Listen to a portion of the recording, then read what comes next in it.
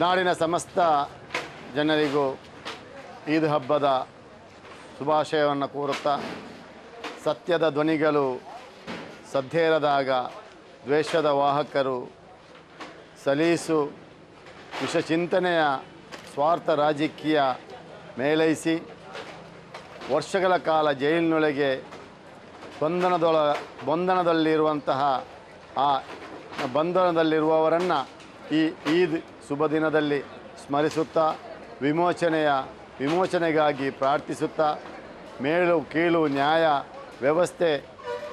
ವ್ಯವಸ್ಥೆಯನ್ನು ಕಂಡು ಹೊದ್ದು ಮಲಗುವ ಈ ಹೊತ್ತಿನಲ್ಲಿ ಮುಂದೆ ಭಂಗವಾಗುವ ಆ ಆಪತ್ತು ಬಂದು ಸತ್ಯವರಿಯುವಾಗ ತಡವಾಗದಿರಲಿ ಸತ್ಯವನ್ನರಿಯುವಾಗ ತಡವಾಗದಿರಲಿ ಎಂದಷ್ಟೇ ಈ ಹೊತ್ತಿನ ಪ್ರಾರ್ಥನೆಯ ಸಾಂತ್ವನ.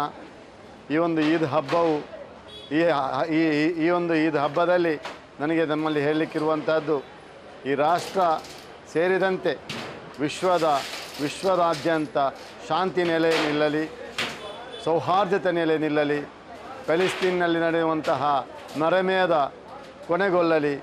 ಅಲ್ಲಿ ಆ ಒಂದು ನರಮೇಧದಲ್ಲಿ ನಮ್ಮ ಸಹೋದರಿಯರು ಪುಟಾಣಿ ಮಕ್ಕಳು ಏನು ಶಹೀದಾಗಿದ್ದಾರೆ, ಆ ಒಂದು ನರಮೇಧವು ಇವತ್ತಿಗೆ ಕೊನೆಗೊಳ್ಳಲಿ. ವಿಶ್ವದಾದ್ಯಂತ ಶಾಂತಿ ಸಾಮರಸ್ಯ ನೆಲೆಗೊಳ್ಳಲಿ ಅನ್ನುವಂತಹ ಆ ಒಂದು ಮಾತಿನೊಂದಿಗೆ ನಾಡಿನ ಎಲ್ಲ ನಾಗರಿಕರಿಗೂ ಈದ್ ಹಬ್ಬದ ಶುಭಾಶಯವನ್ನು ಕೋರ್ತಾ ಇದ್ದೇನೆ.